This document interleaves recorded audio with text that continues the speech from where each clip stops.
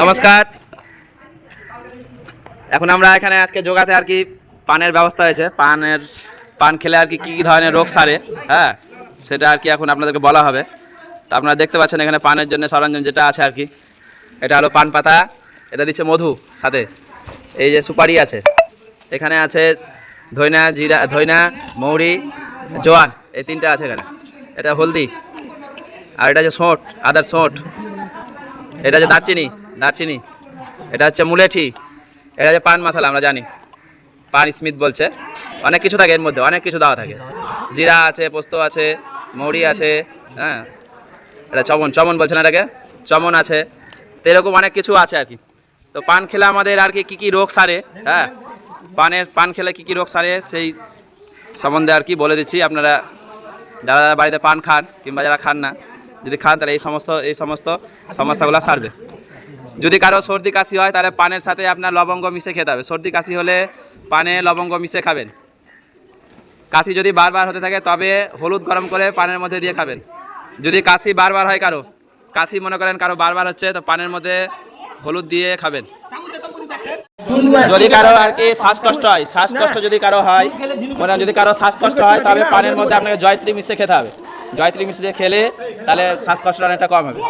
অতিরিক্ত কাশি যদি হয় অতিরিক্ত কাশি হলে 2টি পান নিতে হবে। 2টি পান নেবেন, তারপরে ওর মধ্যে 10 গ্রাম আদার রস, 2টা পান নিতে হবে। তো সে পানের রস এবং আদার রস বের করে, হ্যাঁ কাপড়ে ছেঁকে নিয়ে পরিমাণ মতো মধু দিয়ে খেতে হবে। যদি খুব কাশি যাদের খুব হবে তাদেরকে এবার খেতে হবে।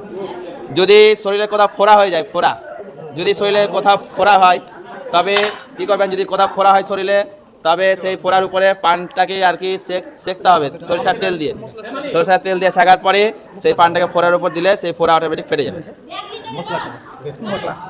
আর যারা গলার স্বর খুব ভালো করতে চান, যারা গান করেন গায়ক, তারা পানের মধ্যে মধু, এই যে মধু আমরা দেখতে পাচ্ছি, এই মধু আর হচ্ছে জ্যৈষ্ঠ মধুটা কই, হ্যাঁ এই জ্যৈষ্ঠ মধু, মুলেঠি যাকে বলা আছে, এটা দিয়ে যদি পান খান তবে গলার স্বর আর কি খুব সুন্দর হবে, গান সুন্দর করতে পারেন।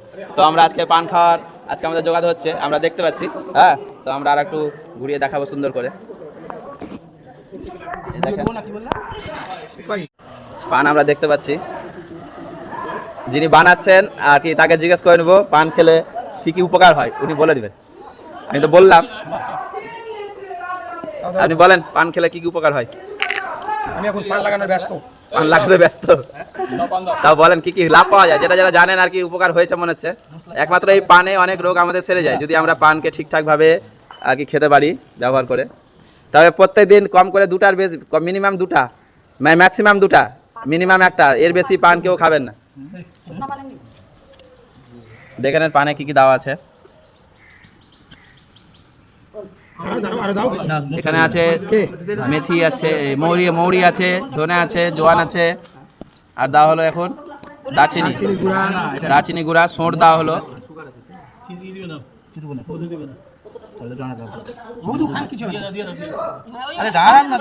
তোমরা যারা পারবো বাড়িতে যদি সম্ভব হয় খাবার পরে যদি একটা করে পান খেতে পারি তো খুব বেটার। গ্রামীণ অঞ্চলে মায় বাবারা অনেকে পান খায়, তবে এটা মনে রাখবেন কোনো সময় জর্দা দিয়ে পান খাবেন না। জর্দা দিয়ে যদি পান খান আপনি তবে কিন্তু আরো বড় রোগ হয়ে যাবে। জর্দা দিয়ে কোনো সময় পান খাবেন না। এরা পান খাচ্ছে আর কি, আমরা দেখবো। তো জিজ্ঞেস করে নেবো পান কেমন লাগছে আজকের পান আর কি, পান কেমন লাগছে আজকের। আচ্ছা পান খেয়ে রোগ সারে তো না, সারে না?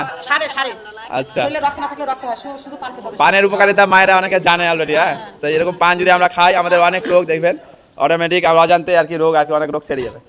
তো আপনারা অবশ্যই পান খাবেন।